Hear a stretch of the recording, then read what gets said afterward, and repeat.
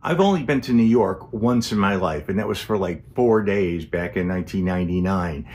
There were only a couple of places I really wanted to see, and one of them was the Dakota building, but the other one, probably more so than the Dakota, was the Frank E. Campbell Funeral Home on Madison Avenue.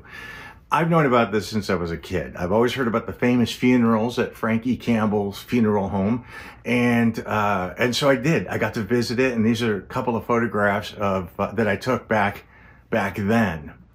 So the funeral home has been there for over 125 years. One of the things about Frank Campbell Funeral Home is that it shows up in popular culture, like this scene in First Wives Club.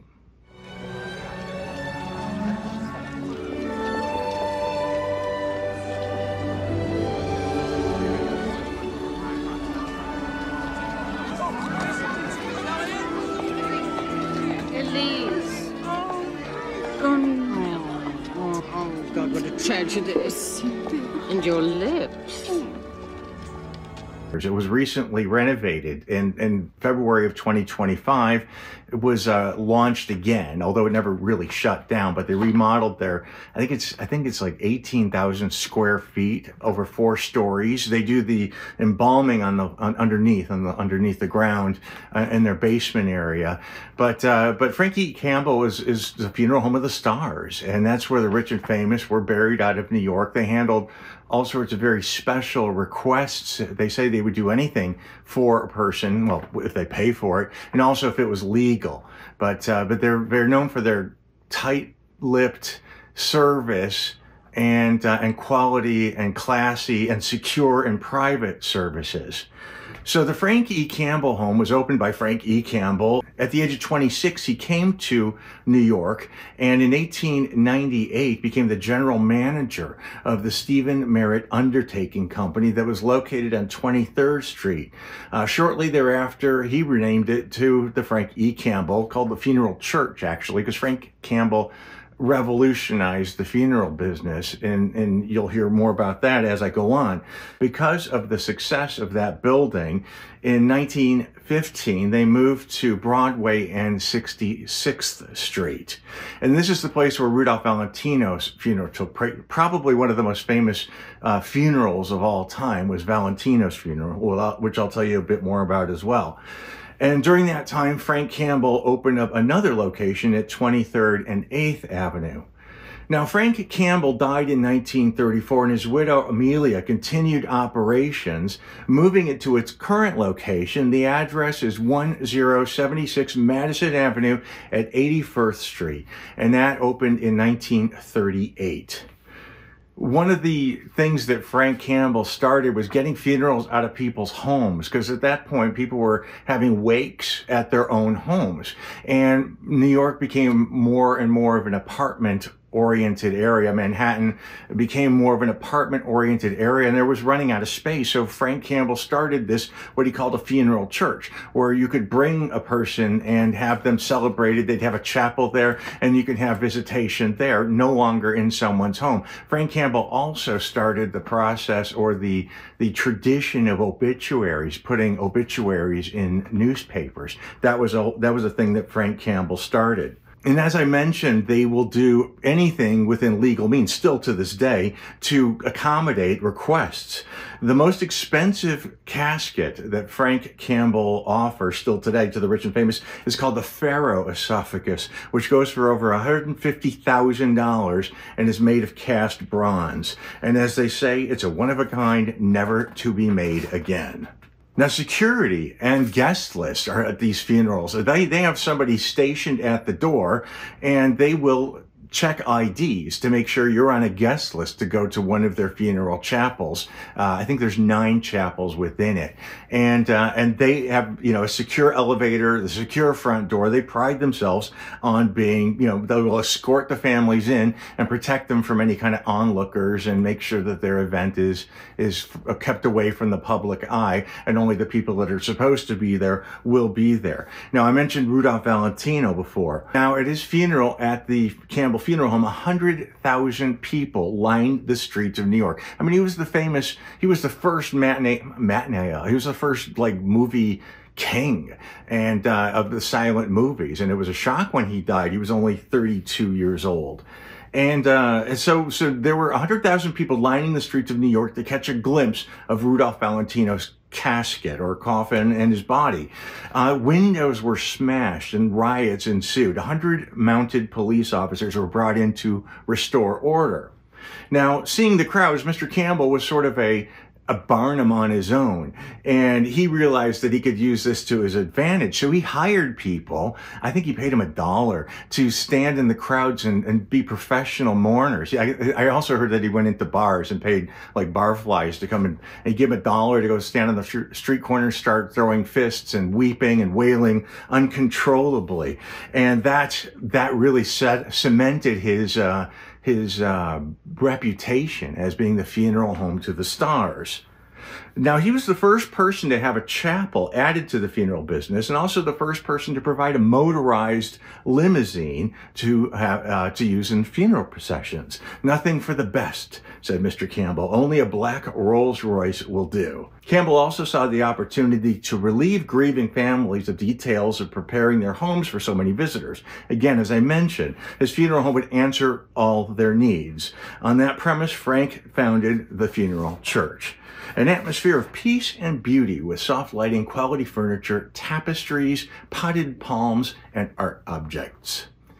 Now, over the years, they've had the privilege of serving many heads of state, United Nations ambassadors, dignitaries, royalty of many nations, members of the arts and entertainment world, and families from all walks of life.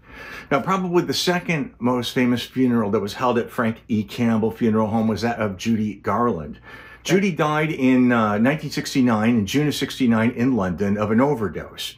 After her autopsy in Britain, her body was flown back to the United States and directly to the Campbell Funeral Home. Now, she was on view at the funeral home I think it was for 24 hours. And they say 21,000 people lined the streets waiting to view her open casket. They put a glass cover over her, like a sneeze guard, like in salad bars. You know, I mean, it's gross, but to keep her protected from people who may want to throw themselves on her casket or do whatever. You know, they would reach in and try to grab something from her. I mean, people do that kind of a thing. So they protected Judy's body that way. She was buried in a chiffon gown, silver slippers with buckles. Casket was white metal and lined with blue velvet. And at the funeral home, James Mason delivered the eulogy, and mourners included her daughters, Liza Minnelli, Lorna Luft, and her son, Joey, and her ex-husband, Sid Luft. Also attending were Ray Bolger, Jack Benny, Cary Grant, Katharine Hepburn, and future Campbell customer, Lauren Bacall. Liza Minnelli commented, "My family will always be grateful to how Campbell protected us kids. One reason they're still considered the best is because of their code of silence. They don't let anything leak out. That's extremely rare in this day and age." Now, another famous person who lived in New York City and died in New York City was Joan Crawford. She died May 10th, 1977. Her funeral was held on Friday, the 13th of May, 1977, at the Campbell Funeral Home.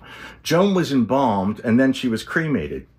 And the urn was placed on a pedestal in the chapel, and a Christian Scientist practitioner read the service, which consisted of Bible readings and some passages by Mary Baker Eddy. Myrna Lloyd Van Johnson and Andy Warhol attended that. So they will accommodate any religious preference that you want, or if you don't. They will do anything you want, if the Muslim or Jewish or whatever. They will do it for you. Or if you don't want any of that, they'll make sure that it's done. And that's, well, any good funeral director would do that anyway. Another big star that was handled out of the Campbell Funeral Home, and this is kind of interesting because it wasn't a public funeral, but John Lennon's body was taken to the funeral home after he was released from the hospital, after he was killed in December of 1980. Now, the media presumed that they were going to be taking Lennon's body to Campbell Funeral Home, and they stormed it. They were basically surrounding it. So when Yoko Ono went to the chapel to make arrangements and to sign for the body for John Lennon to be cremated, Campbell's brought the body back and prepared John Lennon for cremation, but the crowd grew so large outside Campbell's funeral home that they were going to take John Lennon to Hartsdale for the cremation, they decided to send a decoy hearse out. And the press actually followed that hearse all around Manhattan. The guy was just making crazy turns all over the place to lose the press from another hearse that actually did carry John Lennon's body, took him to Hartsdale where he was cremated, and his ashes, or his cremains, were given to Yoko Ono. A spokesperson for the funeral home once said, "We appreciate that people are curious, but privacy is our standard." They say, but people try. They sure do try. We've seen them hiding in cars, behind trees, anything to get a glimpse.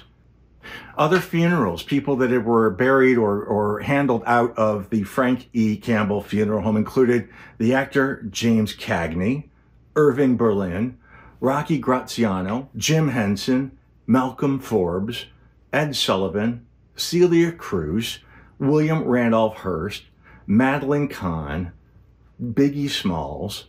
And when Lauren Bacall died in 2014, she was handled by Campbell's, and a few weeks later, Joan Rivers was handled by Campbell's as well.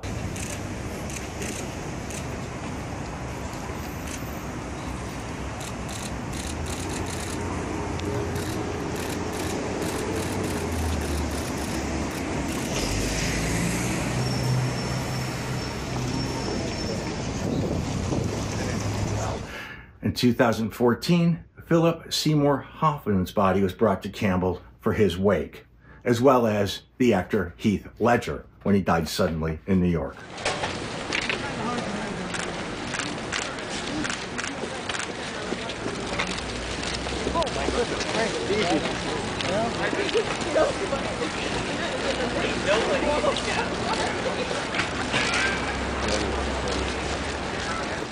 Yankee manager Billy Martin had his funeral services at Campbell's, and during that viewing, someone tried to steal a Yankee uniform that his family had placed in his casket.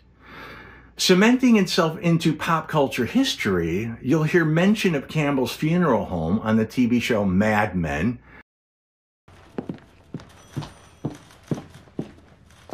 Miss Blankenship, are you all right? Miss Blankenship. Miss Blankenship. Oh! Caroline. Oh, God. Caroline.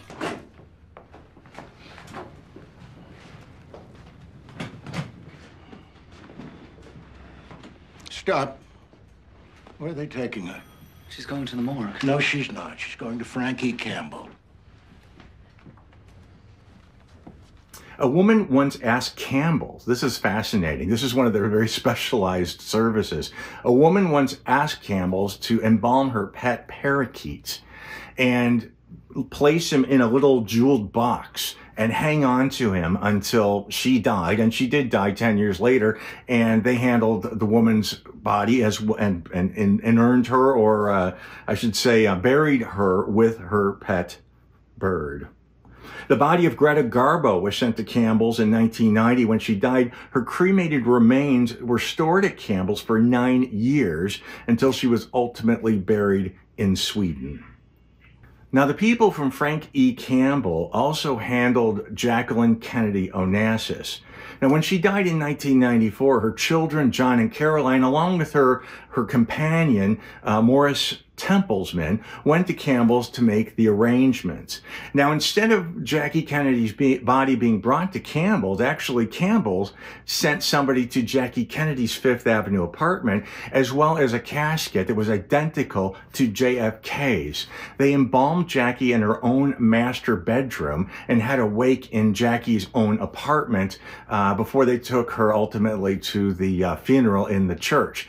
So again, while she was very private, she also worked intensely on some public affairs. Rahima, let me interrupt you for just a moment, because we're getting a picture from outside her apartment on Fifth Avenue, where for the first time this morning we are seeing the casket bearing the body of Jacqueline Bouvier Kennedy Onassis.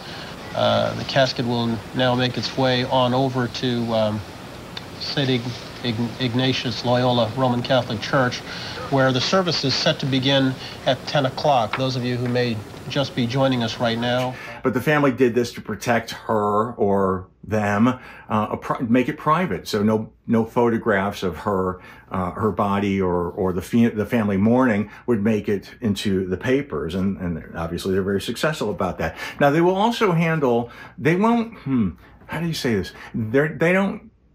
They understand that death is death, and they can't discriminate who their customers are, because they say that even people who have reputations that may not be the most stellar, they still have families. They still have sons and daughters and spouses and grandchildren. So they did handle the remains of the gangster Frank Costello, and actually they handled Jeffrey Epstein as well.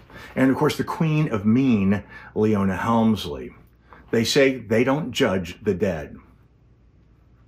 At one of the services, actually, an artist placed an airplane tire on an easel in front of one of the rooms, and during the service, mourners took turns painting it.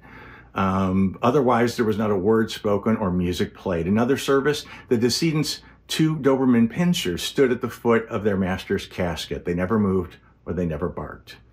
Campbell's very proud to say that anyone coming into the chapel for information, anyone off the street coming in for information, will be turned away. Now, Frank Campbell himself, as I mentioned before, died in 1934, and he's buried in a solid bronze casket weighing 1,400 pounds. I guess when he died, he was supposed to be buried in a certain cemetery in New Jersey, and it turns out that the cemetery couldn't accommodate his casket, and they had him in storage for like 50 years. I mean, this guy who cared for the dead, his own corpse in a casket was sitting under a staircase for 51 years in a mortuary in New Jersey. So the family were finally able to have him buried in a proper grave. But there's sort of an irony there, I think. But as I mentioned before, so they opened, 1898. Right now they're celebrating their 125th anniversary with their big renovation, but technically they'd be more than 125 years by those numbers. But they now have established a complete renovation, reimagining 18,000 square feet of the iconic 24,000 square foot facility. A terrace at 1076, that's the address, a new rooftop venue overlooking Madison Avenue, dedicated to client family use and private receptions. A 4th floor lounge, a spacious, sun-filled room, complements rooftop events and catered receptions. A dining room that will handle full sit-down dinners or just appetizers, that sort of reception. A 4th floor lounge. The chapel has been fully updated with Venetian plaster highlights, solid walnut wood accents, a proper mezzanine seating level with wall-to-wall marble floors. It's flexible and the perfect venue for traditional services or large-scale receptions. They used to, I think it was 255 seats that their chapel used to seat, but I think it's something like, I don't know, it's like 400, including standing room people. And the grand foyer, now boasting a pearl Venetian plaster ceiling, solid wood accents, and marble floors. The foyer welcomes families with a blend of luxury and warmth. So the Frank E. Campbell Funeral Home, a legendary funeral home for over 125 years, still there in Manhattan, and one of the most, it's one of the most important businesses in the funeral industry, and for dead celebrities. So there you are, the Frank E. Campbell Funeral Home in Manhattan. So thanks for watching. I hope you enjoyed this video. I do have a Patreon page. If you want to hit the link below in the description, you can support my work that way, a couple of bucks a month, and you get exclusive content. I do a monthly exclusive Q&A video, and I throw stuff there quite a bit. We can communicate back and forth directly that way if you join up the Patreon page. But either way, I appreciate you watching. I thank you very much for your time. I thank you very much for your attention, and until next time.